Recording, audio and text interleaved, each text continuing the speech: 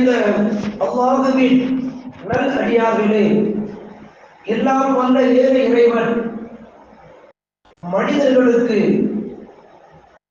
செயல்படக்கூடிய உறுப்புகள் நம்முடைய உடலிலே ஏராளமாக இருக்கிறது. அதிலே மிக சிறப்பாக உயர்வாக கருதக்கூடிய ஒரு உறுப்பு தான் இந்த கண்கள். இந்த கண் இறைவனுடைய அருள் கொடை.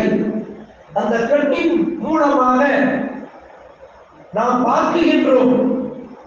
பார்க்கக்கூடிய அந்த தன்மையினை, ஒளியினை அல்லாஹ் தஆலா நமது கண்களுக்கு வழங்கியுள்ளார்.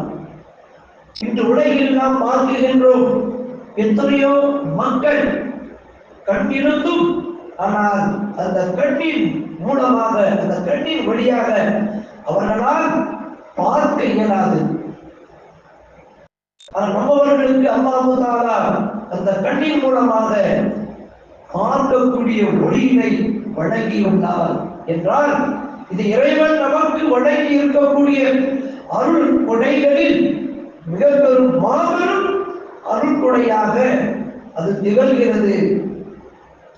அந்த அடிப்படையிலே அல்லாஹ் தஆலா திருமறையிலே சூரத்து நூர் என்று சொல்லக்கூடிய அத்தியாயம் 30 இறைமறை வசனத்திலே அல்லாஹ் நமக்கு வழங்கி இருக்கக்கூடிய அந்த கண், அதன் மூலமாக நாம் பார்க்கக்கூடிய இந்த பார்வை இருக்கிறதே, அவைகளை பற்றி அல்லாஹ் திருமறையில் அழகாக எடுத்துரைக்கின்றார். ஒக்குள்ளில் முஃமினீன யஹ்துன மின் அப்சாரிஹின் வ யஹ்ஃபதுன ஃபுரூஜஹுன்ன ذلك அஸ்கா லஹும் இன்னல்லாஹ கபீரும் பிமா யஸ்னஊன். உங்களுக்கு வழங்கி இருக்கக்கூடிய, உங்களுக்கு வழங்கப்பட்டிருக்கக்கூடிய அந்த பார்வைகளை நீங்கள் பேணிக் கொள்ளுங்கள். அந்த பார்வைகளை நீங்கள் பேணிக் கொள்ளுங்கள் என்பதாக அல்லாஹ் தஆலா திருமறையிலே அழகாக அதனை எடுத்துரைக்கின்றார். மற்றும் ஒரு இடத்திலே சூரத்துல் அன்பியா என்று சொல்லக்கூடிய இந்த அத்தியாயம் 36 இறைமறை வசனத்திலே அல்லாஹ் அதை இவ்வாறு எடுத்துரைக்கின்றார். இன்ன ஸமஅ வல் பஸர வல் ஃபுஆத குல்லு உலாயிக கான அன்ஹு மஸ்ஊலா. உங்களுக்கு வழங்கப்பட்டிருக்கக்கூடிய உடல் உறுப்புகள், கண், காது, மூக்கு, கை, கால், இந்த உறுப்புகள் அனைத்தையும் பற்றியும் நாளை மறுமையிலே உங்களுக்கு விசாரணை நடத்தப்படும், அவைகள் குறித்து. ஆகவே அது விஷயமாக நீங்கள் கவனமாக இருந்து கொள்ளுங்கள், பேணுதலாக இருந்து கொள்ளுங்கள் என்பதாக எல்லாம் வல்ல ஏக இறைவன் நமக்கு திருமறையிலே மிக தெளிவாக அழகாக அதனை பதிவு செய்கின்றார். இது தொடர்பாகத்தான் கண்மணி நாயகம் ஸல்லல்லாஹு அலைஹி வஸல்லம் அவர்கள் இவ்வாறு எடுத்துரைப்பார்கள். அமரணி ரப்பி பி ஸமஇன், என்னுடைய இறைவன் எனக்கு 9 கட்டளைகளை எனக்கு பிறப்பித்துள்ளார். வனதுரி ஐபரத்தன், அதில் ஒன்று என்னுடைய பார்வை. நான் பார்க்கக்கூடிய அந்த பார்வை இருக்கிறதே, அது படிப்பினை பெறக்கூடியதாக, பாடம் பெறக்கூடியதாக இருக்க வேண்டும் என்பதாக கண்மணி நாயகம் ஸல்லல்லாஹு அலைஹி வஸல்லம் அவர்கள் நமக்கு இதனை மிக தெளிவாக அதனை பதிவு செய்கின்றார்கள், எடுத்துரைக்கின்றார்கள். மேலும் கண்மணி நாயகம் ஸல்லல்லாஹு அலைஹி வஸல்லம் அவர்கள் இவ்வாறு எடுத்துரைப்பார்கள் அந்த பார்வையை பற்றி. இன்ன நظر சஹமுன் மின் சிஹாமின் மஸ்பூமுன் இப்லீஸ். பார்வை இருக்கிறதே, இந்த பார்வை இப்லீஸின் விஷம் துவைக்கப்பட்ட அம்பாக ஆகும். மன் தரகஹு மகாபத அப்தல்துஹு ஃபி கல்பிஹி யஜிது ஹலாவத்துஹு ஈமான. யார் என்னை அஞ்சி அந்த பார்வையை, தவறான தீய பார்வை பார்ப்பதிலிருந்து அவர்கள் தன்னுடைய பார்வையை பாதுகாத்துக் கொள்வார்களோ, அவர்கள் ஈமானின் சுவையை உணர்ந்து கொள்வார்கள் என்பதாக எல்லாம் வல்ல ஏக இறைவன் கூறியதாக கண்மணி நாயகம் ஸல்லல்லாஹு அலைஹி வஸல்லம் அவர்கள் நமக்கு இதனை மிக தெளிவாக எடுத்துரைக்கின்றார்கள். அந்த அடிப்படையிலே பார்வையில் சொல்லி வருகின்ற பொழுது அந்த பார்வையிலே நல்ல பார்வையும் இருக்கிறது. நல்ல பார்வை என்றால் நாம் பார்க்கக்கூடிய இந்த பார்வையின் மூலமாக நமக்கு நன்மைகள் பதிவு செய்யப்படுகின்றது. கெட்ட பார்வை, அந்த பார்வையின் மூலமாக தீங்கு ஏற்படும், தீமைகள் தான் பதிவு செய்யப்படும். நல்ல பார்வை என்று சொல்லி எடுத்துக் கொள்கின்ற பொழுது கண்மணி நாயகம் ஸல்லல்லாஹு அலைஹி வஸல்லம் அவர்கள் இதை மிக தெளிவாக அதன் அழகாக அதனை பதிவு செய்கின்றார்கள். நாளை மறுமையில் நாளை மறுமையிலே எல்லா கண்களும் அழுது கொண்டிருக்கும். நாளை மறுமையிலே எல்லா கண்களும் அழுது கொண்டிருக்கும். ஆனால் 3 கண்கள் நாளை மறுமையிலே அது அழாது என்பதாக மாணவி ஸல்லல்லாஹு அலைஹி வஸல்லம் அவர்கள் நமக்கு அதை எடுத்துரைக்கின்றார்கள். அந்த 3 கண்கள் எவைகள்? ஒன்று, இறைவனால் தடை செய்யப்பட்டதை பார்க்காமல் இந்த கண்ணை, நம்முடைய கண்களை பாதுகாத்துக் கொண்ட கண்கள்.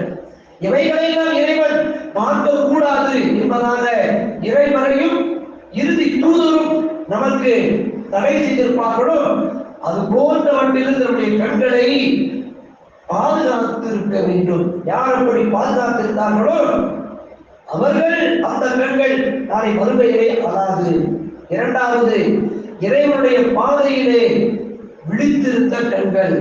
மூன்றாவது, இறை அச்சத்தால், இறை பயத்தால் அழுத கண்கள். இந்த 3 கண்களும் நாளைக்கு மறுமையிலே எல்லா கண்களும் அழுது கொண்டிருக்கும். இந்த 3 கண்களும் அழாது என்பதாக கண்மணி நாயகம் ஸல்லல்லாஹு அலைஹி வஸல்லம் அவர்கள் நமக்கு இதை எடுத்துரைக்கின்றார்கள். மேலும் கூறுவார்கள் மற்றொரு ஹதீஸிலே 3 கண்களை நரகம் தீண்டாது. அந்த 3 கண்கள் வழியாக பார்க்கக்கூடிய அந்த பார்வைக்கு நன்மைகள் பதிவு செய்யப்படுகின்றது.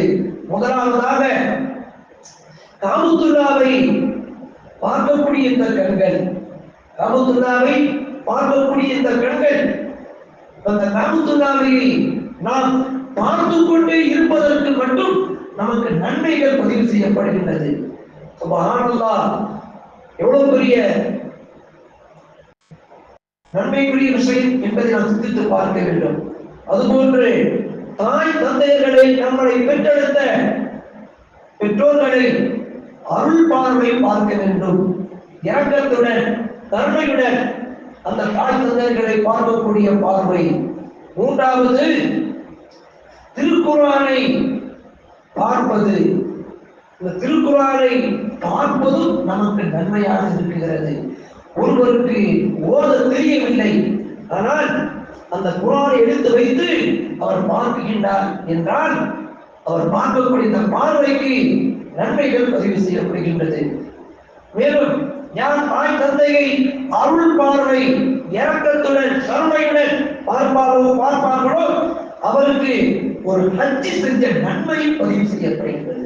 சுப்ஹானல்லாஹ், இந்த பார்வையின் மூலமாக இந்த பார்வைக்கு இருக்கக்கூடிய சிறப்புகள், அந்தஸ்துக்கள், உயர்வுகள், நன்மைகளை நாம் பார்க்கின்றோம்.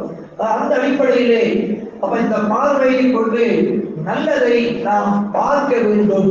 தீயவைகளை இந்த கண்களின் வழியாக வருகின்ற பார்வையிலிருந்து நாம் தவிர்த்து கொள்ள வேண்டும். அவைகளால் ஏற்படக்கூடிய விளைவுகளையும் நாம் பார்க்கின்றோம். அம்ர் பின் ஷுஐப் என்று சொல்லக்கூடிய சஹாபி வருகின்றார்கள் கண்மணி நாயகம் ஸல்லல்லாஹு அலைஹி வஸல்லம் அவர்களிடத்தில். அங்கு மற்றொரு சஹாபி அவர்கள் பரபரப்பாக ஓடி வருகின்றார்கள். கண்மணி நாயகம் ஸல்லல்லாஹு அலைஹி வஸல்லம் அவர்கள் விசாரிக்கின்றார்கள், ஏன் இவ்வளவு பரபரப்பாக ஓடி வருகின்றீர்கள் என்று சொல்லி கேட்கின்ற பொழுது அவர் சொல்கின்றார், என்னுடைய எஜமானி, இவர் ஒருத்தருக்கு அடிமையாக இருக்கிறார், என்னுடைய எஜமானியுடைய அந்த எஜமானிடத்திலே ஒரு பணிப்பெண் அங்கு வேலை செய்கின்றது. அந்த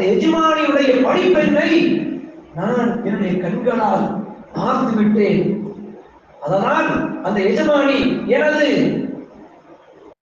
இன உறுப்பை துண்டித்து விட்டது. இன்றைக்கும் பார்க்கின்றோமா இல்லையா? தவறான முறையிலே மார்க்கத்திலே தடை செய்யப்பட்ட ஒரு காரியத்தை ஒருவர் செய்வார் என்றால் சவுதி அரசாங்கம் அவருக்கு தண்டனையாக அந்த உறுப்பை துண்டித்து விடக்கூடிய காட்சிகளை இன்றைக்கு அரபு நாட்டிலே பார்க்கிறோம். இது அன்றே நடைமுறையில் இருந்திருக்கின்றது.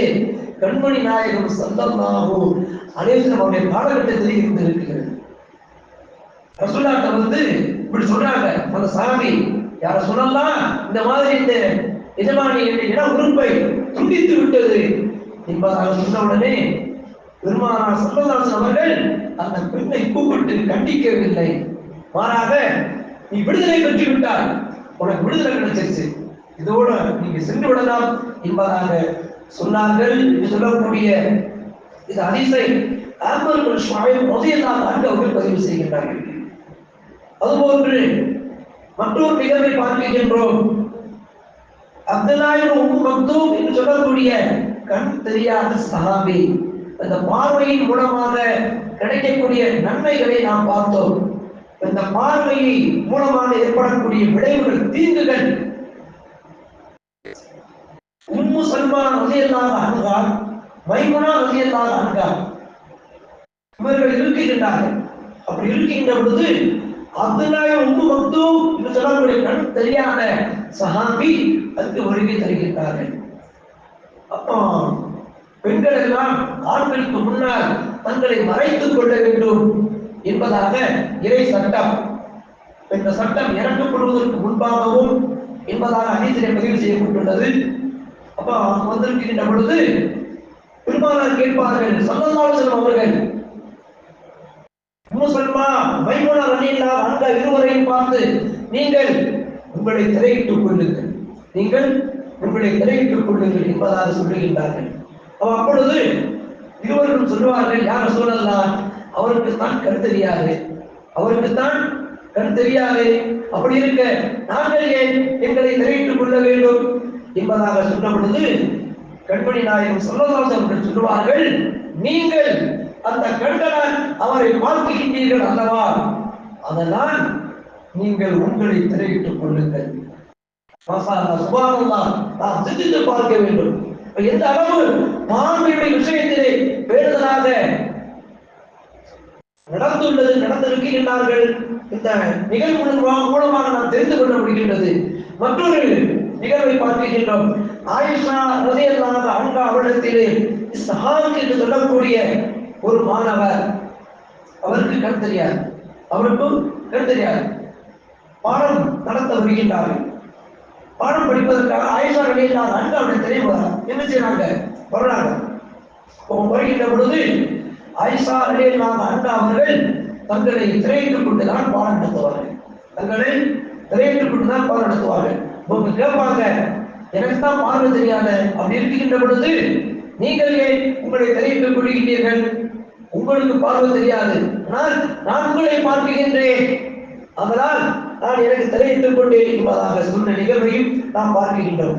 ஆக பார்வைகள் என்பது அது ஷைத்தானுடைய விஷம் துவைக்கப்பட்ட அம்பு என்பதாக கண்மணி நாயகம் ஸல்லல்லாஹு அலைஹி வஸல்லம் அவர்கள் நமக்கு ஹதீஸின் வாயிலாக இதனை மிக தெளிவாக எடுத்துரைத்திருக்கின்றார்கள். ஆக நாம் பார்க்கக்கூடிய இந்த பார்வையின் மூலமாக நாம் ஒவ்வொரு விஷயத்திலேயும் படிப்பினை பெற வேண்டும், பாடம் பெற வேண்டும். நம்முடைய பார்வை படிப்பினை பெறக்கூடியதாக, பாடம் பெறக்கூடிய பார்வையாக அது இருக்க வேண்டும் என்று நமக்கு பின்வரும் நிகழ்வுகள் எடுத்துரைக்கின்றது. கண்மணி நாயகம் ஸல்லல்லாஹு அலைஹி வஸல்லம் அவர்களை அல்லாஹ்வுடைய தூதர், ரசூல் என்று யாரெல்லாம் பார்த்தார்களோ அவர்கள் உயர்வுக்குரிய, சங்கைக்குரிய வாழ்க்கையை அல்லாஹ் அவர்களுக்கு வழங்கினார். அபூ ஜஹீல் இஸ்லாத்துடைய மிகப்பெரிய பரம விரோதி, அவனும் கண்மணி நாயகம் ஸல்லல்லாஹு அலைஹி வஸல்லம் அவர்களை இந்த கண்களால் பார்த்தார். ஆனால் அவருடைய பார்வை கண்மணி நாயகம் ஸல்லல்லாஹு அலைஹி வஸல்லம் அவர்களை நபியாக, ரசூலாக, தூதுவராக பார்க்கவில்லை. அப்துல்லாவுடைய மகன் முகம்மது என்பதாக பார்த்தான். ஆக இப்படி பார்த்ததினால் அவனுக்கு ஈமானிய பாக்கியம் கிடைக்கவில்லை. ஈமானுடைய பாக்கியம் அவனுக்கு கிடைக்கவில்லை. ஈமான் கொள்ளக்கூடிய அந்த பாக்கியத்தை அவன் இழந்து விட்டான் என்பதாக நாம் வரலாறுகளிலே பார்க்கின்றோம். அதுபோன்று ஜுனைத் பக்தாதி ரஹ்மத்துல்லாஹி அலைஹி அவர்கள் மிகப்பெரிய இறை நேசர். அவர்கள் ஒரு கிளியை வளர்த்து வருகின்றார்கள். ஒரு கிளியை வளர்த்து வருகின்றார்கள். அந்த கிளிக்கு இவர்கள் திக்ர் செய்வார்கள், தஸ்பீஹ் செய்வார்கள். அதுபோன்று அந்த கிளிக்கும் என்ன செய்திருக்கின்றார்கள்? தஸ்பீஹ் செய்வதற்கும் திக்ர் செய்வதற்கும் கற்றுக் கொடுத்திருக்கின்றார்கள். இவர்களோடு சேர்ந்து அந்த கிளியும் என்ன செய்யும்? திக்ர் தஸ்பீஹாத்துக்கள் ஓதிக்கொண்டே இருக்கும். ஒரு நாள் அந்த கிளியை பூனை வந்து கவி பிடிச்சிருச்சு. பிடிச்ச உடனே அது இவர்கள் சொல்லிக் கொடுத்த அந்த திக்ரை தஸ்பீஹை மறந்துவிட்டு கீ என்பதாக சொல்லிவிட்டு அது மரணித்து விட்டது. இதை நினைத்து அவர்கள் வருத்தி அழுகின்றார்கள். மற்றொருவர் ஜுனைத் பக்தாதி ரஹ்மத்துல்லாஹி அலைஹி அவர்களை கேட்பார்கள், இந்த கிளி செத்து போனதுக்கா நீங்க இவ்வளவு பீட் பண்ணி அழுகிறீங்க என்று சொல்லி கேட்கின்ற பொழுது அவர்கள் சொல்லக்கூடிய அந்த வார்த்தையை நாம் சிந்தித்து பார்க்க வேண்டும், கவனித்து பார்க்க வேண்டும். நான் கிளி செத்து போச்சு என்பதாக நான் அழவில்லை. அந்த கிளிக்கு நான் திக்ர் செய்வதற்கும் தஸ்பீஹ் செய்வதற்கும் கற்றுக் கொடுத்திருந்தேன். ஆனால் கடைசி நேரத்திலே பூனை வந்து பிடித்த அந்த நேரத்திலே அது பயத்தில் திக்ரை மறந்துவிட்டு கீ என்பதாக சொல்லி செத்து விட்டது. இதுபோன்று நான் இப்பொழுது மரண தருவாயிலே இருக்கக்கூடிய நிலையிலே இஸ்ராயீல் அலைஹிஸ்ஸலாம் அவர்கள் வருவார்கள். அவர்கள் வருகின்ற பொழுது அவருடைய தோற்றத்தை பார்த்து, தோற்றத்தை கண்டு எனக்கு எங்கே என்னுடைய நாவிலே திக்ர் செய்ய முடியாமல், கலிமா சொல்ல முடியாமல் ஆகிவிடுமோ, அந்த நிலை வந்து விடுமோ என்று நினைத்து நான் அழுகின்றேன். அந்த கீழிடமிருந்து நான் பாடம் கற்றுக்கொண்டேன், படிப்பினை பெற்றுக்கொண்டேன் என்று ஜுனைத் பக்தாதி ரஹ்மத்துல்லாஹி அலைஹி அவர்கள் இவ்வாறு கூறியிருப்பார்கள் என்றால் நாம் சிந்தித்து பார்க்க வேண்டும். அவங்க பெரிய இறை நேசர். நாம் இது விஷயமாக மற்றொரு நிகழ்வை நாம் பார்க்கின்றோம்.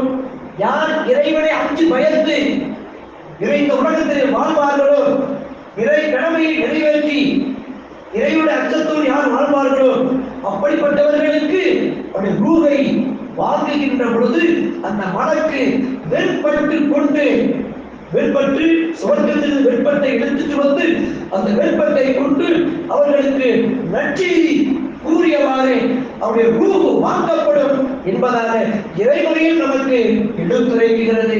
இறுதி தூதரும் அதனை நமக்கு அழகாக எடுத்துரைத்திருக்கின்றார்கள். சிந்தித்து பார்க்க வேண்டும். இறை நேசர், இறைவனுடைய அச்சத்தோடு இறை பயத்தோடு வாழ்ந்த அவர்கள் நம்முடைய இறுதி நேரத்திலே என்னால் கனிமா சொல்லாமல் போய்விட்டது என்றால் எனது நிலைமை என்னவாக ஆகும் என்று நினைத்து அழுகின்றேன் என்று சொன்னார்கள் என்றால் நாம் சிந்தித்து பார்க்க வருகின்ற இதெல்லாம் நம்முடைய சகோதரர்கள் எத்தனை அவர்கள் இறை இல்லத்தோடு இறை கடமையோடு இறை பயத்தோடு நாம் உலகத்திலே வாழ்ந்து கொண்டிருக்கின்றோம்.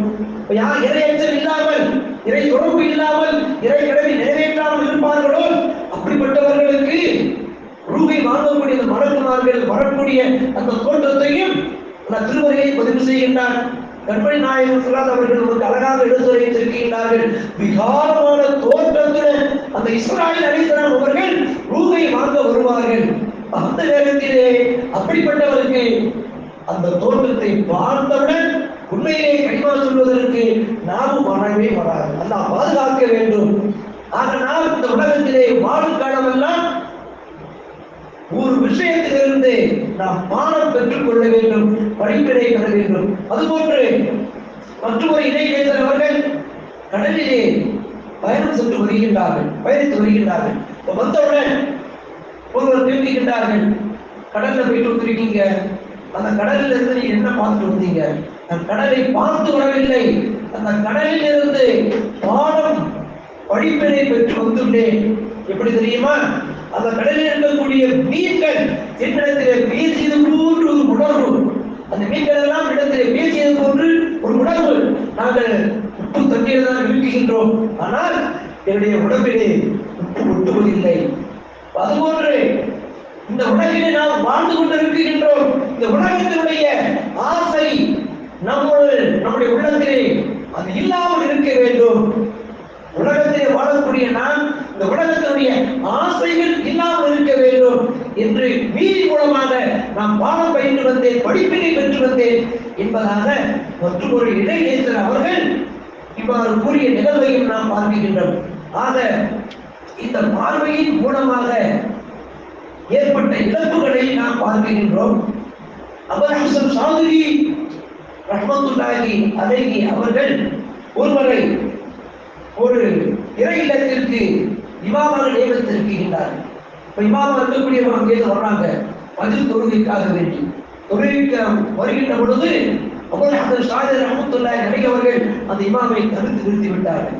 நீங்கள் தொழ வைக்க வேண்டாம் என்பதாக சொல்லி. ஏன் என்று சொல்லி கேட்கின்ற பொழுது அவர்களுக்கு ஒன்றுமே புரியவில்லை. நாம் என்ன செய்தோம், என்ன தவறு செய்தோம் என்பதாக அவர்கள் சிந்தித்து பார்க்கின்றார்கள்.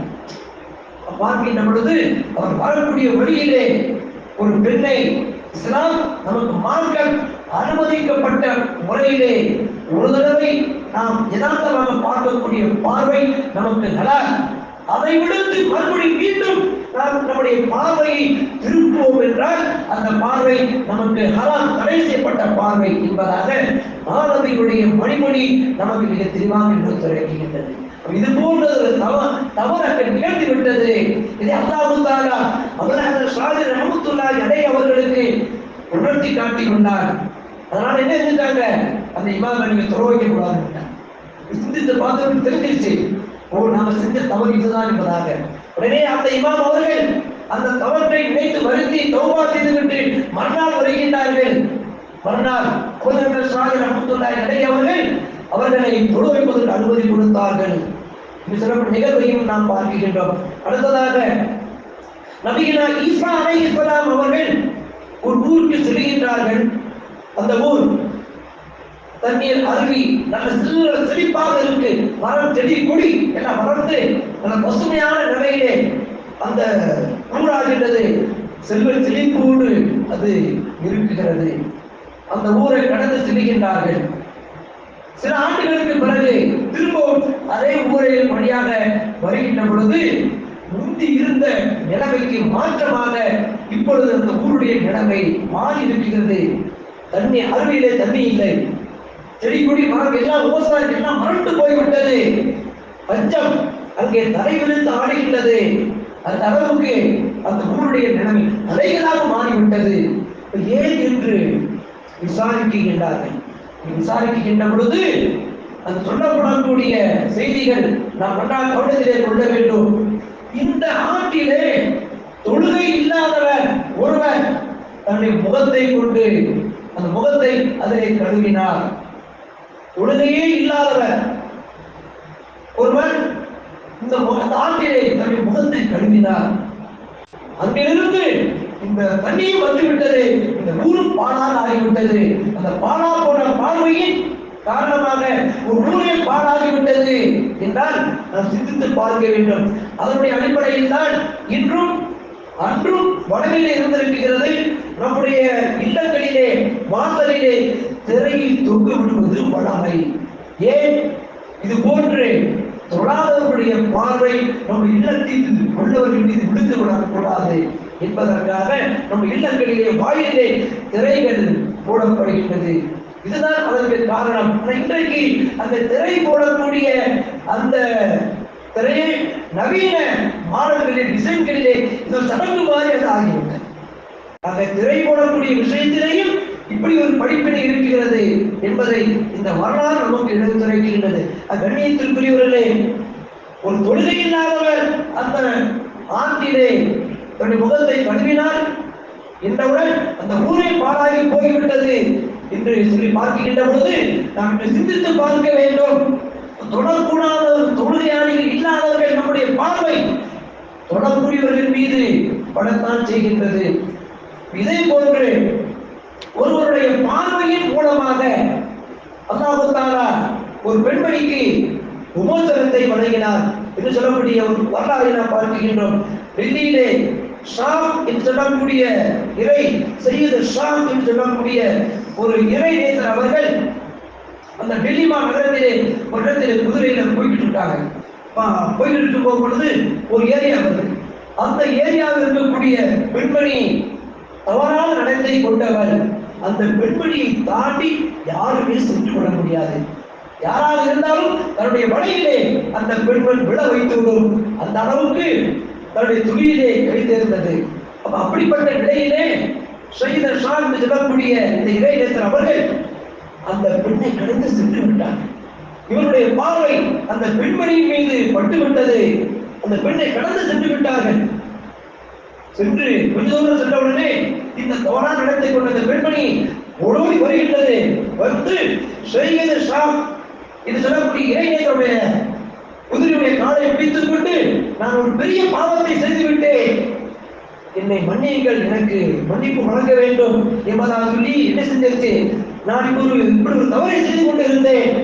அவருடைய அந்த பார்வை அருள் பார்வை, தொடர்புடையவருடைய அருள் பார்வை யார் மீதெல்லாம் படுமோ இறை நேசர்கள், அப்ப இறை நேசராகிய அந்த அவருடைய பார்வை பட்டதின் மூலமாக அந்த பெண்மணியானது தனது தவறான தொழிலை விட்டு விட்டது.